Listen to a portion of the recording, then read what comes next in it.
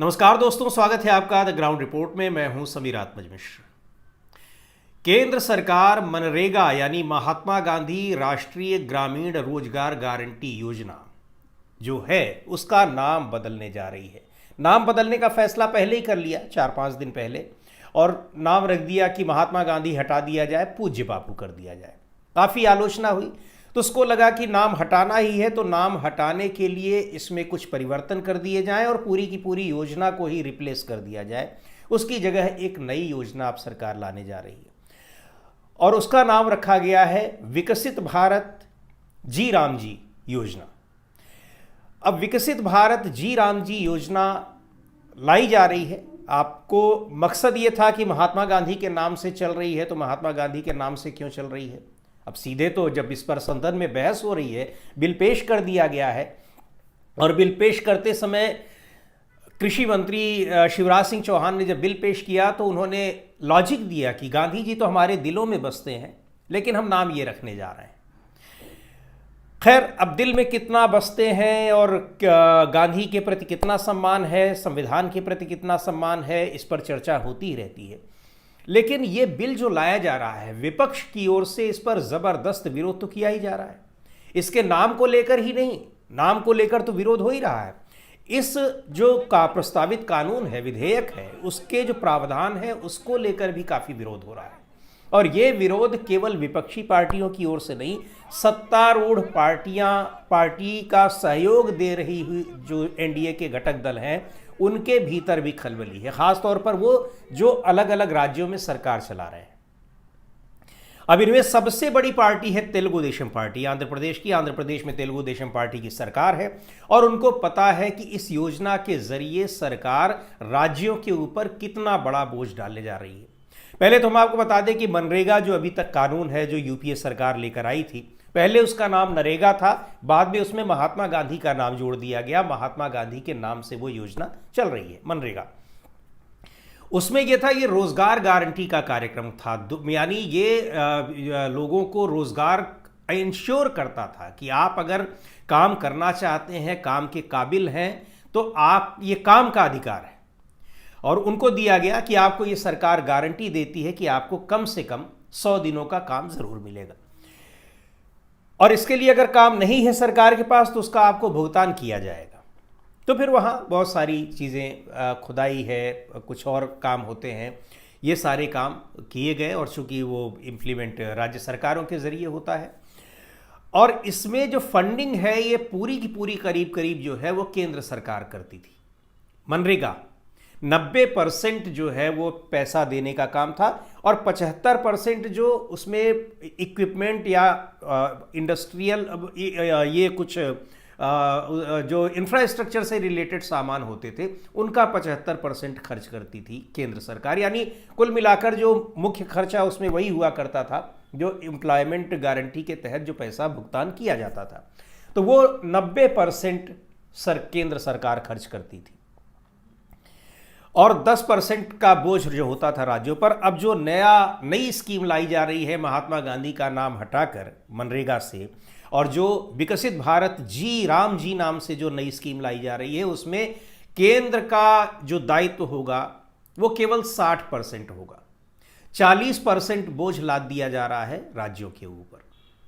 राज्यों के ऊपर वैसे ही लाखों करोड़ रुपए का कर्ज है, कर्ज से परेशान है। केंद्र सरकार के साथ उनका जो तमाम ये रॉयल्टी है और रेवेन्यू शेयर है उसको लेकर विवाद होता ही रहता है। खासकर जो गैर एनडीए शासित राज्य हैं या गैर बीजेपी शासित राज्य हैं, जो विपक्षी पार्टियों का जहाँ पर सरकार है, उन राज्यों को काफ़ी स्ट्रगल करना पड़ता है।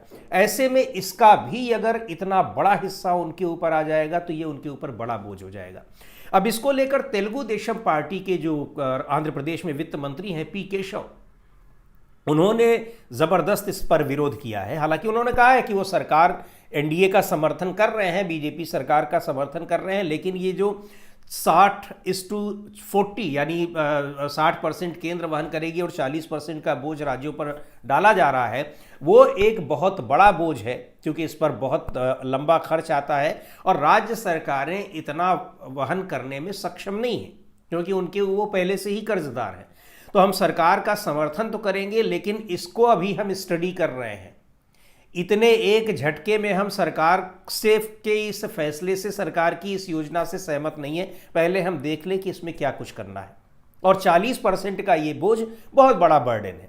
वैसे भी नाम, गांधी जी का नाम हटाने से तो योजना का विरोध हो ही रहा है। ये सबसे जब बड़ा जो कारण है उसके विरोध का। और सरकार को क्या लग रहा है, सरकार इसमें दोनों अपने निशाने साध रही है। एक तरफ तो वो गांधी जी का नाम हटा देना चाहती है, मजबूरी में तमाम जगहों पर बचे हुए हैं, तो ऐसी जगहों से धीरे धीरे वहां पर अभी तक नेहरू, इंदिरा, राजीव इनके नाम पर लगे हुए थे और अब महात्मा गांधी पर सीधे अटैक करना शुरू कर दिया है।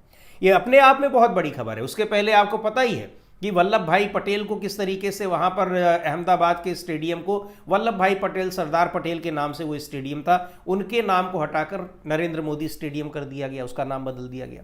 लेकिन ये इतनी बड़ी योजना, इतनी महत्वपूर्ण योजना, इसका नाम बदलकर अगर आप एक ऐसा नाम उसको दे रहे हैं जो कहीं से तर्कसंगत नहीं लगता है कि आप उसको क्या नाम दे रहे हैं, विकसित भारत जी राम जी योजना। खैर, सरकार ये कर रही है तो अब सरकार के पास अगर समर्थन होगा तो वो इस बिल को पास भी करा लेगी, नहीं होगा तो नहीं पास करा पाएगी। पर जिस तरीके से तेलुगु देशम पार्टी की नाराजगी इसमें दिखाई पड़ रही है और उसको देखते हुए लगता है कि ये विधेयक कहीं सरकार के लिए एक सेल्फ गोल ना बन जाए। क्योंकि चंद्रबाबू नायडू पिछले काफी समय से वो सरकार के साथ तो हैं, एनडीए के साथ, एनडीए को समर्थन दे रहे हैं, लेकिन बार बार सरकार को आंख दिखाते रहते हैं। क्योंकि आंध्र प्रदेश की स्थिति, अभी वहां की आर्थिक स्थिति बड़ी कमजोर बताई जा रही है, फंड की उनको जरूरत है और मोटा मोटा फंड वो सरकार से ला रहे हैं पिछले 1 साल से, सवा साल से, जब से सरकार बनी है केंद्र में। बिहार को फायदा नहीं मिल पाया, नीतीश कुमार नहीं उस तरह से केंद्र सरकार का फायदा ले पाए, लेकिन आर्थिक फायदा आंध्र प्रदेश की सरकार जम कर ले रही है और चंद्रबाबू नायडू इस समर्थन की कीमत वसूल रहे हैं। इसी वजह से उनको वक्फ संशोधन कानून का भी समर्थन करना पड़ा, जबकि इसके लिए उनके यहाँ उनको दिक्कतों का सामना करना पड़ेगा अगले चुनाव में निश्चित तौर पर, चूंकि माइनॉरिटी वोट उनके पास है और उस वोट में नाराजगी इसकी वजह से देखी गई। इसके अलावा भी वो तमाम मुद्दों पर समर्थन करने को बाध्य हो जाते हैं। तो एक तो यह है कि आंध्र प्रदेश के लिए उनको ज़्यादा से ज़्यादा फंड लेना है, आंध्र प्रदेश के विकास के लिए तमाम योजनाएं चल रही हैं, अगर फंड रुक गया तो फिर उन योजनाओं पर भी ब्रेक लग जाएगा। दूसरी तरफ चंद्रबाबू नायडू के ऊपर जिस तरह से पिछली सरकार ने, पिछले मुख्यमंत्री ने यानी जगन मोहन रेड्डी ने तमाम मुकदमे कायम किए थे, जेल भी गए थे चंद्रबाबू नायडू, वो सारे मुकदमे भी, उसमें ईडी सीबीआई के मुकदमे भी हैं, धीरे धीरे सारे मुकदमे खत्म हो रहे हैं, लेकिन अभी भी कई ऐसे केस उनके खिलाफ हैं जो समर्थन के लिए दबाव उन पर बना सकते हैं। और चंद्रबाबू नायडू के पास क्या है कि केवल अकेले दम पर उनके पास इतना समर्थन नहीं है कि वो केंद्र सरकार को गिरा सके या उसको बचाए रख सके।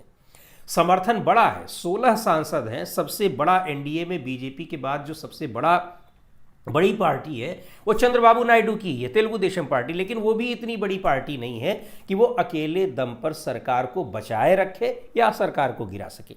अब इस स्थिति में अगर उनके साथ जो कम से कम अगर 20-25 सांसदों का समर्थन उनको और मिल जाता है, और जो बहुत मुश्किल नहीं, क्योंकि ये लगातार बताया जा रहा है कि बिहार में जिस तरह की स्थितियां चल रही हैं, बिहार में नीतीश कुमार को भली भांति पता है कि वो कुछ दिनों के मेहमान हैं मुख्यमंत्री के तौर पर।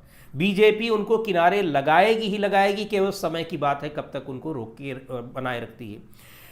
तो उनके पास भी 12 सांसद हैं और इन सांसदों के जरिए वो प्रधानमंत्री के ऊपर, केंद्र सरकार के ऊपर एक दबाव बनाए रखते हैं। लेकिन कहा जाता है कि नीतीश कुमार के अपने ही सांसद उनके उतने वश में नहीं, उनसे ज़्यादा उन पर प्रभाव केंद्र सरकार का है, प्रधानमंत्री मोदी का या गृह मंत्री अमित शाह का। लेकिन राज्यों के ऊपर जिस तरह से बोझ डाला जा रहा है, तो दूसरे राज्यों के भी और तमाम निर्दलीय सांसद भी इस तरह से हैं। या उधर महाराष्ट्र में अगर हम बात करें, एकनाथ शिंदे की 7 लोकसभा सांसद उनके पास भी हैं। तो तो ये इतने सांसद अगर मजबूती के साथ इसका विरोध करते हैं या किसी भी मुद्दे पर विरोध करते हैं तो सरकार के लिए खतरा पैदा हो सकता है। सरकार इस बात से डरती भी है, लेकिन धीरे धीरे वो इन लोगों के डर से अपने को परे करती जा रही है, क्योंकि वो देख रही है कि इन लोगों के पास कुछ न कुछ ऐसी इनकी मजबूरियां हैं जिनकी वजह से बजाय ये सरकार पर दबाव बनाए, सरकार इनके ऊपर दबाव बनाने में कामयाब हो जाती है और वो अपने मन के सारे काम करती जा रही है। इनको राजनीतिक नुकसान भी हो रहा है, इनको इनके राज्य के लिए भी नुकसान हो रहा है, पर ये मजबूर हो जा रही हैं। लेकिन जो कहा जा रहा है कि आंध्र प्रदेश के जो तमाम राजनीतिक विश्लेषक हैं, आंध्र प्रदेश की राजनीति को बहुत भली भांति जानते हैं, उनका ये कहना है कि चंद्रबाबू नायडू बहुत खामोशी के साथ काम करते हैं, उतावलापन बहुत नहीं दिखाते हैं, लेकिन उनको एक एक बात याद रहती है, एक एक चीज़ का उनको संज्ञान है कि क्या चीज़ उनको नुकसान पहुंचा रही है, क्या उनको फ़ायदा पहुंचा रही है। और ये मुद्दा जो है ये तो एक तरीके से आर्थिक बोझ भी बन रहा है। गांधी जी का नाम हटाया जा रहा है, वो भी एक राजनीतिक मुद्दा है। तो आर्थिक और राजनीतिक दोनों तरीके से ये नुकसान पहुंचा रहा है और पूरे राज्य को नुकसान पहुंचा रहा है। 40% का जब बोझ आएगा तो ये बहुत बड़ा बोझ होगा। अभी उसको मुश्किल से राज्यों को 10% खर्च करना पड़ता था इसमें, और अब उनके ऊपर 40% का बर्डन डाला जा रहा है। तो ये ऐसा मुद्दा है जो राज्य की आर्थिक स्थिति को और जर्जर कर देगा। तो इस मुद्दे पर तेलुगु देशम पार्टी के भीतर ज़बरदस्त नाराज़गी है और दबाव है। जो वित्त मंत्री ने बहुत एक कह लीजिए कि कठोर शब्दों में तो नहीं, लेकिन आलोचना इसकी की है और ये कह दिया है कि ये राज्य के लिए नुकसानदायक होगा। यानी वही बात जो विपक्षी पार्टियों के मुख्यमंत्री कह रहे हैं, चाहे वो पंजाब पर तो सबसे ज़्यादा कर्ज है और इस योजना की वजह से इन सारे राज्यों पर कर्ज बढ़ना ही बढ़ना है।